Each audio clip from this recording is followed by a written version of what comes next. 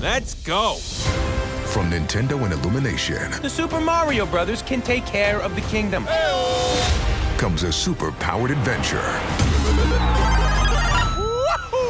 On April 1st. Pack our things. The galaxy gets even bigger. He knows that's my bike, right? Yes, sir. The Super Mario Galaxy movie. Rated PG. Only theaters April 1st. Get tickets now. 5 a.m. I'm up with a crisp Celsius energy drink. Running 12 miles today. Grab a green juice, quick change, and head to work.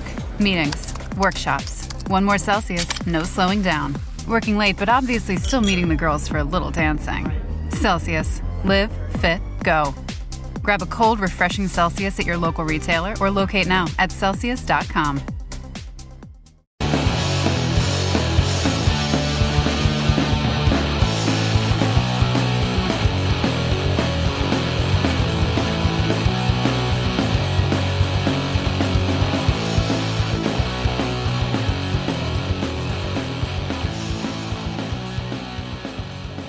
It's Deprogram, the podcast where we try to get you into a band. That's right. We've done all the work for you. All you have to do is press play and listen. My name is Justin. I am band curious, and normally what we do on Deprogrammed is try to turn you on to a band. We will get together and talk about the band, and in doing so, we'll come up with a top 10 starter kit list for you to get into the band as well. That's what normally happens here. If you've stumbled across this episode, that means you've somehow stumbled across the daily, which is just filling out the week with more conversations. And today we are doing a Q&A. I've been asking in the Discord and Instagram and Threads for your questions. If you've got burning questions about Deprogrammed, anything in the history of Deprogrammed, bands that we've covered, or anything like that, Discord or Threads at DeprogrammedVA, or wait for me to post it on Instagram. It'll happen eventually. And it's all the same place, DeprogrammedVA or Legion of Stupid Discord, and get in on the Q&A. So, Mesmo on the Discord asks, what band has been the hardest to narrow down? There's several questions here. We'll tackle them one at a time. What band has been the hardest to narrow down to 10 songs? I feel like in the same vein, because there's been a couple that we literally didn't, Pink Floyd being the most recent, because it just doesn't, the show's format doesn't work for that band. I said it on the episode. I enjoyed the band, I enjoyed the conversation with the people on the episode, did not enjoy the list building portion because I knew what was going to happen. For Pink Floyd, it makes sense for there to be more than 10 because too many songs kind of go together to make one. In that same vein, I feel like Flaming Lips was kind of the same. We managed to get it to 10, but it felt like, especially at the time before I really honed in on what the show was trying to do, it was hard to pick the 20 to start with. So, because it felt like all the songs kind of needed each other to prop each other up. So that one was difficult. The ones that we literally didn't get down to 10, we invoked the Fredo rule for Guns N' Roses. We've talked about that episode a lot lately. We invoked the Fredo rule for Alice Cooper Part 1. So those literally didn't get down to 10. Those two were like 11, and I want to say Pink Floyd was like 13 or 14 songs, technically. But I think we framed it as these songs go together. That's frustrating. So that's that. What band surprised you the most once you dug deeper into their catalog? Here's an answer I haven't given. I want to make sure that somebody hasn't already asked this the way I'm going to put it. Aha. Because a lot of times the quote unquote one-hit wonders you assume are going to be, with Aha, you assume it's going to be all Take On Me. And Take On Me is definitely part of it, but no, like they're much better than that. You know, I don't want to make it seem like a-ha, some like, oh my God, my mind-altering band. But it is much more than you think it is. And oftentimes I marvel at that when they're better or deeper than you think they're going to be. So like a band like a-ha surprises you. A band like, shoot, even Live surprised me. You know, like it's, everybody always says, oh, it's Throwing Copper, it's Throwing Copper. And to me, it was always like, I just don't want this band. And I ended up being pleasantly surprised with how much I enjoyed them. Everclear, like, is kind of on that same level where it's like, most of these bands I probably won't go back to, but they surprised me in that they're not as one-dimensional as I thought, or there's more to them than I thought. So as far as once you dug deeper into, yeah, I think that answers your, I hope that answers your question. And if it doesn't, feel free to ask again and tell me to answer it better. Have you ever thought about making a do not start here list for a band? That might be fun for like one of these, like a short list. I will say I think that is the shift of the show. If you listen from the beginning, is I don't think I was intentionally being negative when I started doing the show, but I think there is like a swing towards just trying to be positive. And I would say, like, on that same wavelength, if we did an episode of top 10 binners, you know, like stuff that went into the bin that shouldn't have, that would be fun too.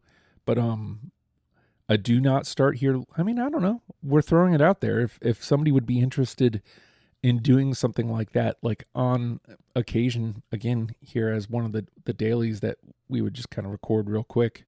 When you want your spring break to feel like... and your kids' pool day to feel like... and your hotel bed to feel like... ooh, and room service to feel like... because at Hilton, hospitality feels like... Your cabana's ready. Would you like fresh towels? it matters where you stay. Book now at Hilton.com. Hilton, for the stay. Picture this. A curve in the road. A change in plans. Well, what do you say?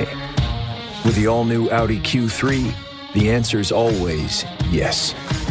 Yes to adventure. Yes to escape. Yes to performance. Yes to comfort. Yes to right now. Because saying yes without hesitation, that's real luxury. The all-new Audi Q3, made for the yes life. Let me know. But I have not, to answer your question more directly, I have not thought of doing that. And most of the time, a do not start here is going to be like with Blind Melon, No Rain. Don't start with No Rain. I get it, but don't. Like, they're much better than that. I think that's the only one we got from Discord. So let's hop on over to Instagram, if you will. We got a couple questions here. Let me scroll on back. All right. Chrome Earth asks, how often do new songs from an artist's discography make it into your daily rotation of music? New songs make it into my daily rotation of music. Well, friend, my daily rotation of music is almost never a rotation. I'm constantly listening to a new band because that's just the nature of the show, especially right now. Like, we're really packing them in and trying to like get a good couple months ahead.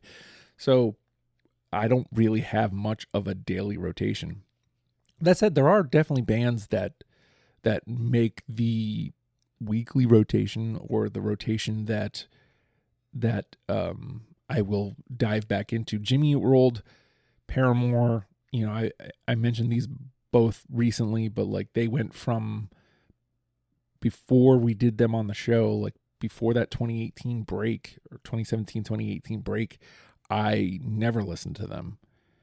And both of those bands are very much in rotation now. So I probably listen to at least one song by either of those bands at least once a week, which probably doesn't sound like a lot to you, but is a lot to me. Mets, Failure, like those bands definitely, I mean, again, how much can I glaze those bands? I love those two bands. So those are actually, funnily enough, we talked about this on After the Fact. The Motels, this comes into it now too, is if I find a band that we recently covered, if I find a copy of one of their records that I enjoyed on vinyl at a reasonable price, I will cop it and I will listen to it. Like I got a Pup record last year. I think it was last year. I got a couple Motels records. And that is, I would have never thought of the Motels last year, even. Like this same time last year, I don't think I even knew a song. But I now purchased 2 Motels records. So I think that answers that question. This is one I really like. Also, what are your thoughts on covering non-English speaking artists, or have you done any so far? We've covered some international acts. I believe Phoenix is French. We've done a bunch of Aussie acts, Violent Soho, Tired Lion, to name a few. We've done a bunch. We've done some New Zealand acts. The Beths come to mind. We've done a couple of Canadian acts, more on that on the next question. We've done UK acts. So mostly English speaking. And right now we're working on Gogol Bordello, who is Ukrainian, but the songs are in English. So, you can hear his accent, but like it's in English. So it's not what you're speaking about. To answer your question, I'm open to it. I don't, because it's music, I don't think the barrier is as bad or as steep as one might assume. Because oftentimes the way I'm listening to these anyway is I can't really get into depth on the lyrics anyway. So sometimes, most times, it's very surface level. So we'll come back to that. More on that shortly. To answer your question directly, I'm open to it. We haven't, but I'm open to it. Jen asked, oh man, wow, it got buried by a bunch of other notifications. How dare you, Instagram? But these were related, which is why I put them together. How about an episode on Canadian artists and our greatest songs? Tragically Hip, Bare Naked Ladies, Susan Aglakark. Hopefully I'm saying that right. Jerry Cans, etc. That would be fun. I'd love to hear you guys would pick out. I don't know if this is what you are implying, Jen. We've done the hip, but we have not done Bare Naked Ladies yet, or any of these other artists. That said, what I'm taking out of what you're asking would be fun for an episode like this, like one of these mini-sodes, where if we did a top 10 of just Canadian artists, that would be fun. I'd be into that. We have not done it, but that would be fun. I'd be very open to that. And I think that kind of goes hand in hand with the last person's questions about non-English speaking. Very open to doing that as well. We'd have to run some rules whether or not like the band would have had to have been covered, because we've done the Weaker Thans, we've done Propagandy, we've done the Hip, we've done Rush, we've done Alanis Morissette, Avril Lavigne now. So we've done a good handful, and then these are just the ones that I know for a fact. I'd have to dig in deep, because there's probably Canadian acts that we've covered that I didn't even clock were Canadian. So that said, I don't know if the ground rules would be we'd had to cover them on the show already. Again, we'll cross that bridge, but I'm into that idea, Jen. Thank you. Got that one. And then Gavin asks, what is your process for listening and picking your songs? Are you driving around running errands? Are you sitting at a desk concentrating with a complicated scoring system? Are you cooking pasta? Do you have a detective board on your wall covered with red string connecting songs to albums? Has your process changed over the years? I kind of went into this on, I can't remember if this was like a year review, where like old me especially, I started trying to write an article about my time with the Pumpkins. I was thinking about trying to write articles about each episode, especially like the older ones. But I feel like I'm not getting deep enough. Like there isn't enough for me to say. I'm not a good writer. So that's huge, like in and of itself. But I don't know, man, maybe like a short little article. But anyways, like I was getting into the first good handful, like the way the show started was like my favorite bands. I feel like the first 10 episodes or so were all bands I was really familiar with. And I mean, it quickly grew out of that, but like those first episodes, I approached it as just my favorites. Just songs that I knew that I liked, and it didn't matter.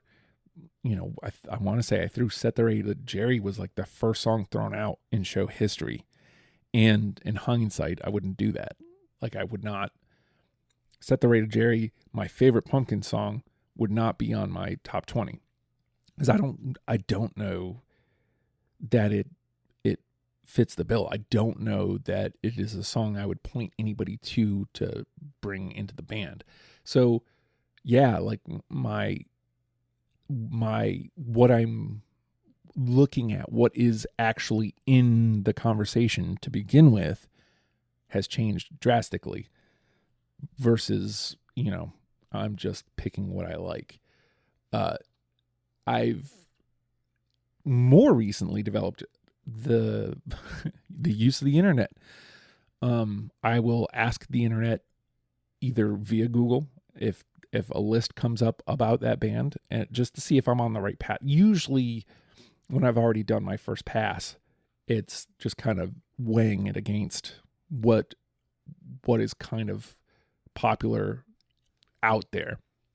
And then I've been asking Threads just to kind of, again, weigh what already crossed my ear versus what the fans of that band think. Because it just tells me whether I'm on the right path, whether I'm hearing the thing that people that like the band are hearing. So, I've also tried to like less overthink, and I feel like that last bit that I told you about, asking the internet, has taken out a great deal of the overthinking. And I used to really overthink. And a lot of times you'll hear me, especially in those John and Gavin episodes, where I overthought the room.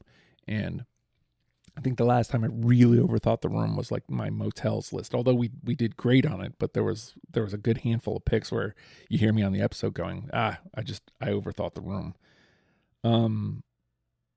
Yeah, that I would say that I've tried to make the process easier, not necessarily faster, but it all kind of depends on the length of the this is the perfect way to close it out. This isn't casting stones, this isn't pointing blame. It all kind of depends on the length of the initial list. If we get like a 90 song list that is 7.5 hours long, yeah, each song is getting 30 seconds max. If it doesn't catch me in that 30 seconds, then that song is probably done for. If it doesn't give me something that I want to hear more of, I'm not going to listen to it. Sorry, that's just what it is. I try to make sure that each song I'm able to hear at least 3 to 4 songs after that, or 3 to 4 times rather, after that first pass. Doesn't always happen, but again, I always try to listen to my 20 right before we go on, just so I can reacclimate myself. So that would be how my process has changed. So we threw out a couple ideas out here, like as we went. If any of those ideas interest you, let me know wherever you get a hold of me, and we will try to figure out a way to make them happen. We're getting really far ahead, so it feels good, and it also hurts my brain, but hey man, we're getting there, aren't we? So today's Friday, which means we will see you all on Monday. Goodbye.